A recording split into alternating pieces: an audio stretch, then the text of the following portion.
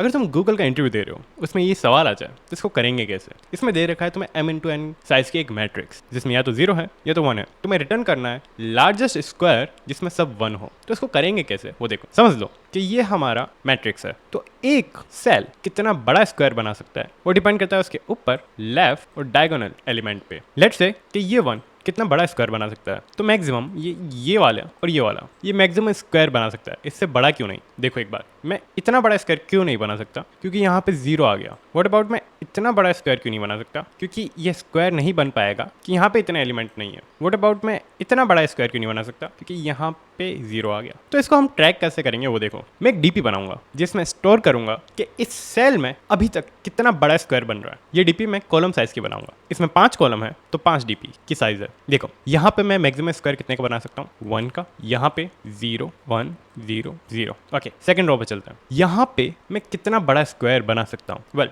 देखो ऊपर देखो, यहाँ पे 2 1 आ रहे हैं तो मैक्सिमम मैं 2 बना सकता हूँ। तो क्या इसके लेफ्ट में भी 2 आ रहे हैं, नहीं, लेफ्ट में 1 ही आ रहा है। तो इनका मिनिमम 1 बड़ा स्क्वायर, तो ये डीपी की वैल्यू 1 है। यहाँ पे नहीं बनेगा, यहाँ पे 2 बना सकता हूँ, यहाँ पे 1 ही बना सकता हूँ, 1 यहाँ पे 1 बना सकता हूँ, यहाँ पे 2 बना सकता हूँ, मिनिमम 1। ये वाला ये भी 1 ना। यहाँ पे चलता है थर्ड रो पे। यहाँ पे मैक्सिमम 3 का बना सकता हूँ, लेकिन यहाँ पे लेफ्ट में 1 ही एलिमेंट है, 1 यहाँ पे 1 यहाँ पे। देखो अब मैं यहाँ पे 2 बना सकता हूँ, यहाँ पे 2 बना सकता हूँ, लेकिन यहाँ पे मैं 0 का स्क्वायर बना पा रहा हूँ। तो इनका मिनिमम होगा हमारा 0, लेकिन ये एक खुद भी बना सकता है 1। यहाँ पे देखो, यहाँ पे 1 यहाँ पे 1 और यहाँ पे भी 1, तो इनका मिनिमम 1 + 1 खुद 2 का स्क्वायर बन सकता है। ऐसे मैं सब पे ट्रेवर्स कर लूंगा। फिर लास्ट में हमारा जो मैक्सिमम आया होगा इस डीपी में, उसका स्क्वायर करके रिटर्न कर दूंगा। इसे हम कोड में कैसे करेंगे वो देखो। m है ना हमारा मैट्रिक्स का साइज है, और मैक्सिमम स्क्वायर अभी हमारा 0 है। मैंने डीपी बनाया कॉलम साइज का, और इंट प्री, ये मैंने प्री इसलिए बनाया ताकि डीपी 2D ना बने, क्योंकि हमें बस उसके ऊपर वाले एलिमेंट्स की वैल्यू चाहिए, उसके लेफ्ट वाले एलिमेंट की, बस और कुछ नहीं चाहिए। इसलिए मैंने डीपी को 2D से 1D में कन्वर्ट कर लिया। मैं सारे रोज में जाऊंगा, मैं सारे कॉलम्स में जाऊंगा ना। हमारे